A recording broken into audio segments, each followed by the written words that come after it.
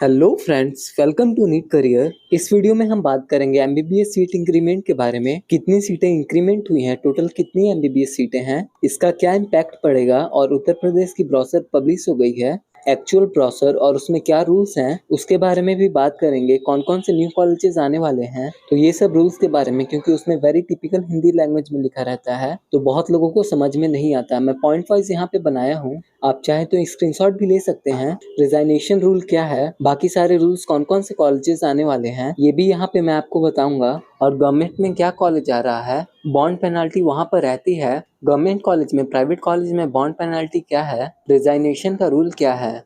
अगर आप चैनल पर न्यू हैं तो इसे जरूर सब्सक्राइब कर लें और बेल आइकन को दबा लें ताकि कोई भी लेटेस्ट अपडेट मिस ना हो। काउंसलिंग गाइडेंस के लिए आप हमें दिए गए नंबर पर कॉल या मैसेज कर सकते हैं। वीडियो के डिस्क्रिप्शन में व्हाट्सएप ग्रुप का लिंक दिया हुआ है, आप उसे ज्वाइन कर लें। सबसे पहले बात करते हैं सीट इंक्रीमेंट की। तो यूपी का प्रोस्पेक्टस आ गया है, ब्रोशर आ गया है, उसमें सीट डिटेल्स भी दी रहती हैं। तो उसमें एक कैंडिडेट के बीच में कंफ्यूजन ऐसा है कि जैसे इस बार यूपी की prospectus counselling all India counselling start होने के पहले आ गई है। पिछले बार भी इसी तरह से आई थी, लेकिन जो सीट डिटेल्स हैं वो अभी नहीं आए हैं। सीट डिटेल्स आएंगे उनकी ऑफिशियल वेबसाइट जहाँ पे काउंसलिंग होती है, यूपी नीट पे, और ये यूपी डीजीएमआई पे आया है। तो सीटें ऐड होंगी, सीटें ऐड होंगी तो कुछ काउंसलर्स ने क्या किया है कि पिछले बार जो ब्रोशर आई थी और अभी जो ब्रोशर आई है उसका कंपैरिजन करके बोल दिया कि सीट इंक्रीमेंट हुए, बल्कि ऐसा नहीं है। क्योंकि पिछले बार कई सारे कॉलेजेस जैसे बीएस कुशवाहा था, वो आपको स्ट्रे वैकेंसी राउंड में ऐड हुई थी, थर्ड या स्ट्रे वैकेंसी राउंड में ऐड हुई थी, तो उसकी डिटेल्स आपको ब्रोशर में नहीं मिलेगी।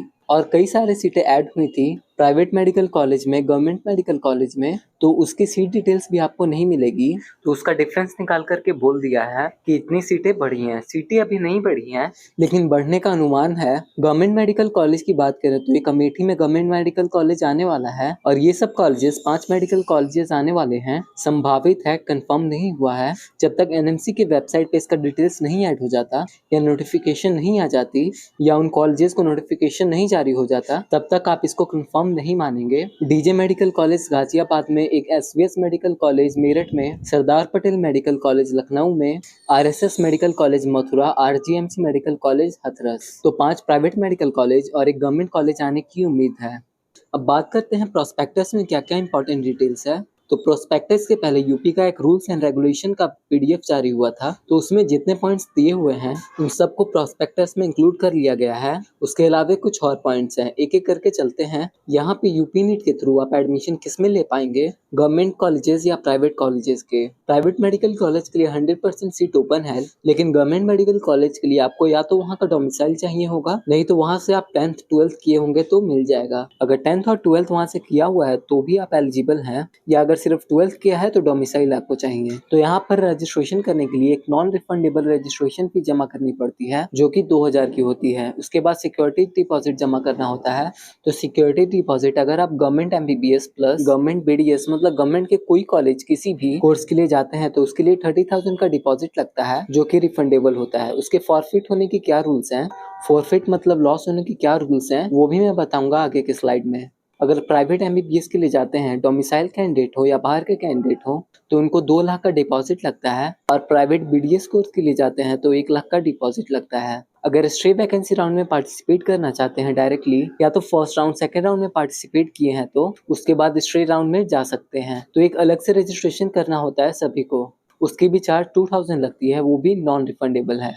डॉक्यूमेंट वेरिफिकेशन, जब आप फॉर्म भरेंगे तो उसमें आपको नोडल सेंटर का पूछा जाएगा, जो अपने चॉइस का नोडल सेंटर आप भर सकते हैं, लेकिन उसका ज़्यादा कुछ मीनिंग नहीं है। क्यों मीनिंग नहीं है, जब आपको कॉलेज अलॉट होती है तो गवर्नमेंट कॉलेज के लिए रिपोर्टिंग कहाँ पे होता है, गवर्नमेंट कॉलेज के लिए रिपोर्टिंग उसी कॉलेज में होती है जहां पर आपको अलॉटमेंट हुआ है, और प्राइवेट कॉलेज के लिए रिपोर्टिंग नोडल सेंटर बनाया जाता है। कुछ कॉलेजेस को मिलाकर के नियरेस्ट मेडिकल कॉलेज को नोडल सेंटर डिक्लेयर किया जाता है। तो जो नोडल सेंटर आपने फॉर्म में भरे हैं तो उस पर ना ही वेरिफिकेशन ना ही रिपोर्टिंग होगी। जिस कॉलेज में आपका अलॉटमेंट हुआ है, सीट मिली है, उसके नियर बाय नोडल सेंटर में आपको जाना होगा, वो अलॉटमेंट लेटर पे आपको दिया रहता है। उसके बाद बात करें कि यहाँ पे डॉक्यूमेंट वेरिफिकेशन कैसी होती है, जाना होता है नहीं, डॉक्यूमेंट अपलोड करना होता है, लेकिन जाकर के वेरिफिकेशन नहीं कराना होता है, आपको ऑनलाइन वेरिफिकेशन करानी होती है। चॉइस लॉकिंग, जब चॉइस होगी तो चॉइस लॉकिंग मैंडेटरी है, इस बात को ध्यान रखें। ऑल इंडिया में मैंडेटरी नहीं होती। कई बार कैंडिडेट्स गलती करते हैं कि ऑल इंडिया का फिल किया था,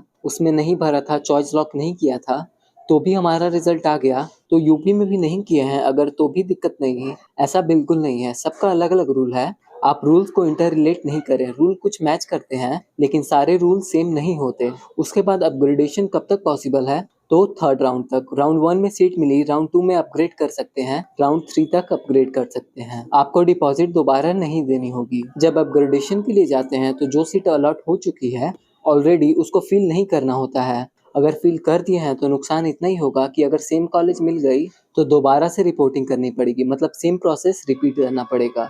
और अगर अपग्रेड नहीं हुई और वो कॉलेज आपने नहीं डाला है जो आपको अलॉट हो चुकी है, तो फिर से रिपोर्टिंग के लिए नहीं जाना होगा, आपको सीधे ज्वाइनिंग के लिए जाना होगा। फ्री एग्जिट का कॉन्सेप्ट पिछले बार से आ गया है। फ्री एग्जिट मतलब 2 लाख का डिपॉजिट आपने प्राइवेट के लिए पे किया है, 30,000 का किया है या 1 लाख का बीडीएस के लिए किया है। फर्स्ट राउंड में सीट मिली और आप रिपोर्टिंग के लिए नहीं गए तो कोई पेनल्टी नहीं लगती, इसको फ्री एग्जिट बोलते हैं। मतलब आप फर्स्ट राउंड के रिपोर्टिंग से एग्जिट कर लेंगे without any penalty, that's why it is called free exit. उसके बाद डिपॉजिट दोबारा पे नहीं करनी होती है। एक बार पे कर दिया तो किसी भी राउंड में, unless until it's forfeited.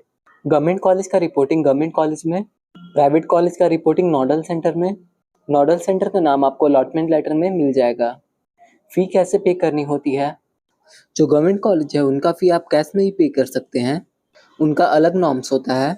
Check से कर सकते हैं, डीडी बना के भी कर सकते हैं। लेकिन जो प्राइवेट कॉलेजेस हैं उनका फी आपको नोडल सेंटर पे जाकर के डीडी फॉर्मेट में ही करना होता है। यूपी डीजीईएमई पेएबल एट लखनऊ के नाम से डीडी बनानी होती है, जो एग्जैक्ट ट्यूशन फी रहता है। 1-2 रुपए का भी अंतर नहीं होना चाहिए। एग्जैक्ट ट्यूशन फी का डीडी बनाना होता है और वो डीडी एज अ डॉक्यूमेंट वहाँ जमा होता है। जब आपका अपग्रेडेशन होगा तो आपको डीडी वहाँ से कलेक्ट करना होगा और डॉक्यूमेंट्स कलेक्ट करके आपको दूसरे अलॉटेड कॉलेज के नोडल सेंटर में जाकर रिपोर्टिंग करनी होगी। अब एक एल्गोरिदम है कि जो भी कैटेगरी की सीट है उसका कन्वर्जन कैसे होता है। तो जो माइनॉरिटी कैटेगरी की सीटें हैं उनका कन्वर्जन हो जाता है जनरल में।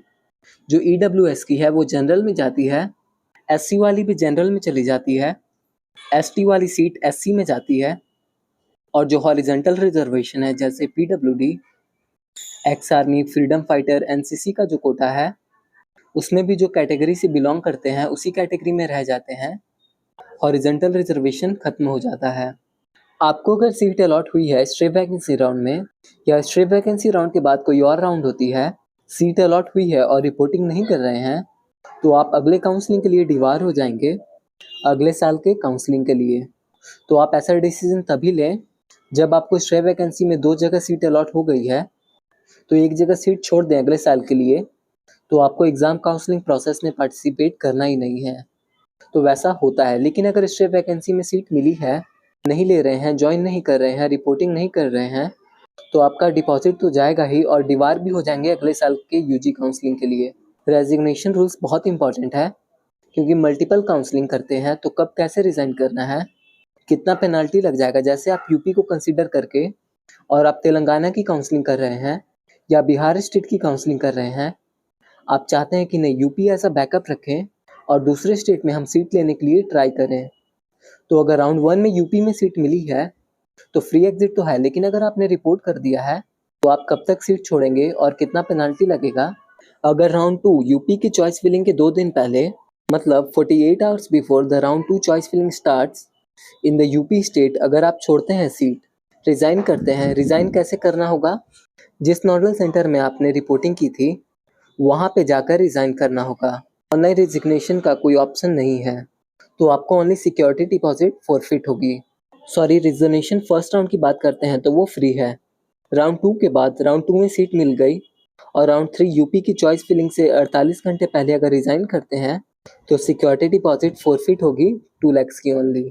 अगर राउंड 3 के बाद आप रिजाइनेशन करना चाहते हैं और स्ट्रे वैकेंसी के चॉइस फिलिंग के 2 दिन पहले तक अगर करते हैं तो सिक्योरिटी डिपॉजिट पहला और दूसरा फॉरफिट क्या होगा, जो डीडी अमाउंट आपने जमा किया था उसका 50% अमाउंट डिडक्ट हो जाएगा, उसका रिमेनिंग 50% आप कलेक्ट कर सकते हैं नोडल सेंटर से, या आप अकाउंट देंगे उसमें वो डिपॉजिट कर देंगे।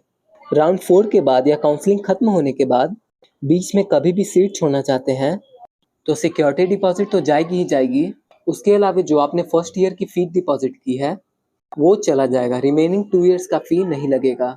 फर्स्ट ईयर की ही फी लगेगी, ऐसा प्रोस्पेक्टस में मेंशन किया हुआ है। तो ये रहे रिजिग्नेशन रूल्स, इसको आप ध्यान से पढ़ लें और नोट कर लें।